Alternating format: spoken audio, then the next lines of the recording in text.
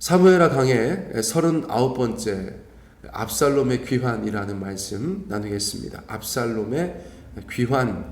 압살롬이 돌아오게 됩니다.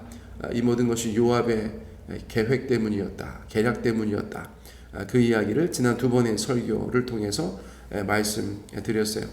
요압이 드고아의 여인을 데려다가 연극을 시켰죠. 그 연극이 성공하였다는 것입니다. 자, 그래서 결국 다윗은 자신의 모습을 돌아보게 되었고 압살롬을 데려오라 명령하게 됩니다. 21절의 내용이 그것이에요. 함께 보시겠습니다. 왕이 요압에게 이르되 내가 이 일을 허락하였으니 가서 청년 압살롬을 데려오라 하니라. 성경의 독자들은 이제 새로운 일이 펼쳐질 것이라고 기대하게 됩니다. 가서 청년 압살롬을 데려와라. 다윗 왕의 명령이 떨어졌기 때문이죠. 자, 그러자 요압이 즉시 움직입니다. 22절. 요압이 땅에 엎드려 절하고 왕을 위하여 복을 빌고 요압이 이르되 내 주 왕이여 종의 구함을 왕이 허락하시니 종이 왕 앞에서 은혜 입은 줄을 오늘 아나이다 하고 23절. 요압이 일어나 그술로 가서 압살롬을 데리고 예루살렘으로 오니. 요압은 땅에 엎드려 절합니다. 그리고 왕을 축복합니다. 자신의 뜻을 받아준 다윗에게 고마움을 표한 것이죠. 그리고 즉시 그술로 가서 압살롬을 데리고 예루살렘으로 옵니다. 이때까지만 해도 요압이나 압살롬은 모든 것이 다 잘 될 것이다. 그렇게 생각했을 것이 분명하죠. 저희도 그렇지 않습니까? 성경 독자들도 잘 됐네. 이제 다윗과 압살롬이 만나서 서로 화해하고 새로운 일이 펼쳐지겠네. 그렇게 생각하기 마련이죠. 당연히 다윗 왕이 압살롬을 용서했다고 생각하기 때문입니다. 특히 압살롬은 기대가 컸을 것이에요. 그러나 일반적인 사람들의 기대와는 전혀 다른 방향으로 일이 진행되는 것을 저희가 확인할 수가 있어요. 24절이죠. 왕이 이르되 그의 집으로 물러가게 하여 내 얼굴을 볼 수 없게 하라 하매 압살롬이 자기 집으로 돌아가고 왕의 얼굴을 보지 못하니라. 24절의 말씀은 많은 사람들을 당황하게 만든 것이에요. 특별히 그의 집으로 물러가게 하여 내 얼굴을 볼 수 없게 하라는 말은 그저 내가 걔를 안 보겠다 이 정도뿐만이 아니라 일종의 가택연금이라고 할 수 있어요.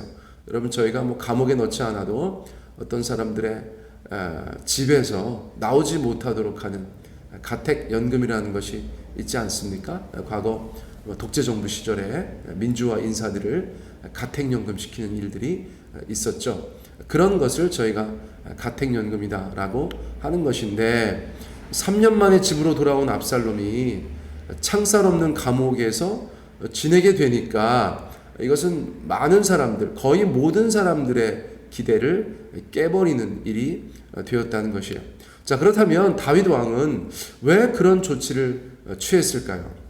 그러니까 쉽게 생각할 수 있는 것은 왕으로서의 입장 때문이었다. 저희가 그렇게 볼 수 있어요. 3년이 지났다고 해도 압살롬을 쉽게 용서한다면 백성들이 뭐라고 하겠어요? 그리고 백성들을 통치함에 있어서 다윗 왕이 어려움을 겪을 수도 있다라는 생각이 드는 것이죠. 그렇죠? 그러므로 압살롬에 대한 이 조치는 최선은 아니었지만 이해는 되는 그런 조치라는 것입니다.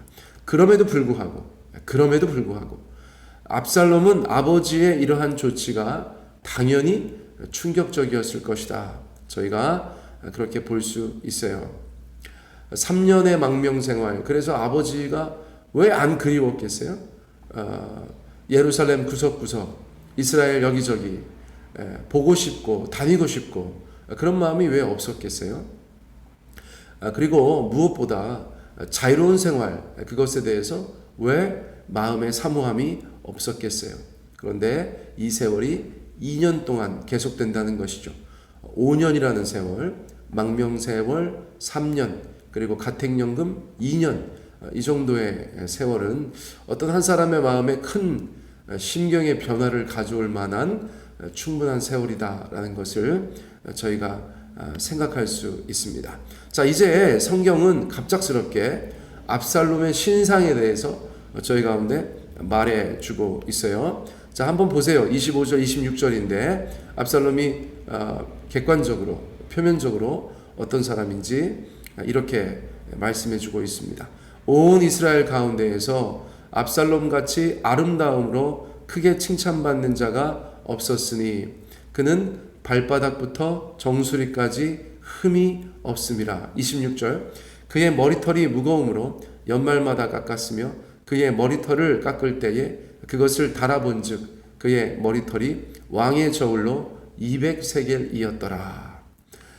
일단 압살롬은 외모가 출중했던 것으로 묘사되고 있죠. 예를 들어서 이전의 왕들, 1대왕 사울, 2대왕 다윗인데 이 두 사람에 대해서도 성경이 그 외모에 대해서 말해주죠. 사울의 경우는 사무엘상 9장에서 이스라엘 자손 중에 그보다 더 준수한 자가 없고 키는 모든 백성보다 어깨 위만큼 더 컸더라. 요점은 준수한데 키가 크다 이거죠. 왜냐하면 전쟁에 나가는 왕으로서, 장수로서 좋은 조건을 가지고 있다. 그것을 얘기해 주는데 아무튼 준수하다, 그리고 키가 크다라는 것이 강조되고 있어요. 또 다윗의 경우는 사무엘상 16장에서 그의 빛이 붉고 눈이 빼어나고 얼굴이 아름답더라. 이것도 사울보다는 좀 외모가 키는 작더라도 되게 잘생긴 꽃미남 같은 느낌을 저희가 받게 되는데 압살롬에 대한 묘사는 또 다르다는 것이에요.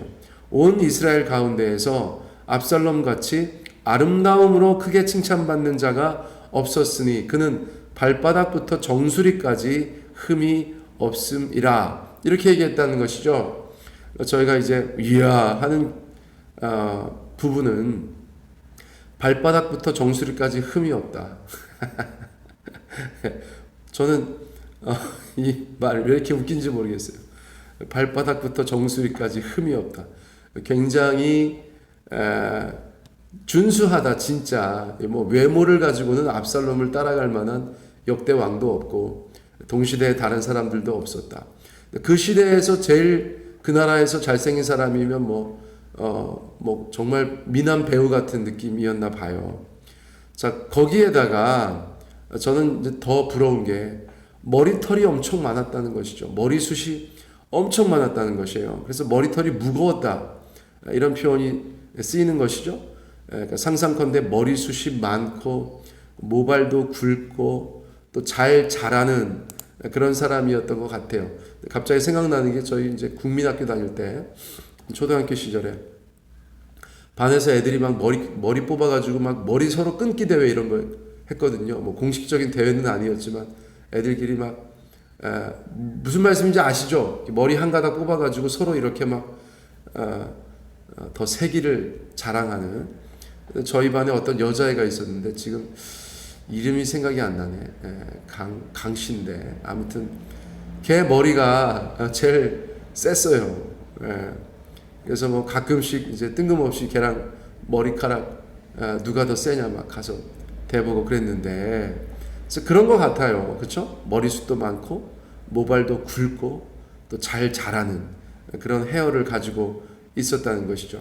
그래서 1년에 한 번 정도 뭐 구제를 위해서 머리를 자르는 경우가 있었는데, 자르고 나서 왕의 저울로 재보면 2kg 정도 이상, 왕의 세겔로 재보니까 200세겔, 그러니까 한 2.4kg 정도, 1년에 한 번 머리 깎았는데 2.4kg다. 엄청나죠? 엄청난 것이에요. 그래서 압살롬은 자신의 아름다움, 신체적인 특징도 있었지만 그 머릿결에 뭐 잘 표현도 안 되는데 아무튼 그 모발의 부심, 모발 자부심, 그것이 있을 만한 사람이었다는 것이죠. 이스라엘 사람들에게 머리카락은 힘과 아름다움의 상징이었으니까 압살롬이 어떤 이미지였을지 저희가 충분히 짐작할 수 있다는 것이에요. 자, 그리고 나서 압살롬은 이제 가족 소개를 해요. 압살롬의 가족 소개를 하는데 27절, 압살롬이 아들 셋과 딸 하나를 낳았는데 딸의 이름은 다말이라. 그는 얼굴이 아름다운 여자더라. 이 압살롬의 아들들은 셋이라고 하는데 사실은 어려서 죽은 것으로 그렇게 이해되고 있어요. 성경에서 그런 힌트를 주죠. 그래서 딸 이름만 나오는 거예요. 다말이라는 딸. 그런데 이 소중한 딸, 결과적으로 무남동녀가 되어버린 이 딸의 이름이 다말이라는 것입니다. 여러분, 저희가 기억하죠? 압살롬의 여동생, 그가 다말인데 자신의 여동생의 이름을 따서 자신의 귀한 딸의 이름을 지어 주었다는 것이죠. 아무튼 다말이라는 이름은 이 집에서는 굉장히 특별한 사연이 있는 그런 이름이 되는 것입니다. 아무튼 3년 만에 돌아와서 가택연금을 하고 있는데 그 세월이 2년이었다는 것이에요. 자, 28절 말씀 보세요. 압살롬이 이태 동안 예루살렘에 있으되 왕의 얼굴을 보지 못하였으므로. 그러므로 이런 압살롬이 2년 동안이나 가택연금을 당하면서 아버지 다윗을 만나고 있지 못하니까 불행하게도 압살롬이 아버지 다윗에 대해서 불만과 원망이 생길 수밖에 없는 그런 세월을 보내게 되었다는 것입니다. 망명생활이야 그렇다 쳐도 또 여동생 다말에 대해서 별다른 조치를 취하지 않았던 것도 이제 2년 동안이나 자신을 가택연금하면서 만나주지 않는 것도 압살롬 입장에서는 아버지에 대해서 조금 삐뚤어진 생각을 가질 수 있는 그런 충분한 일들이었다.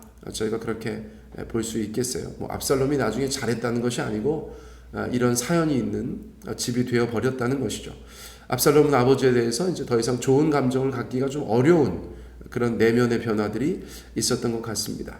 자, 29절 압살롬이 요압을 왕께 보내려 하여 압살롬이 요압에게 사람을 보내 부르되 그에게 오지 아니하고 또다시 그에게 보내되 오지 아니하는지라.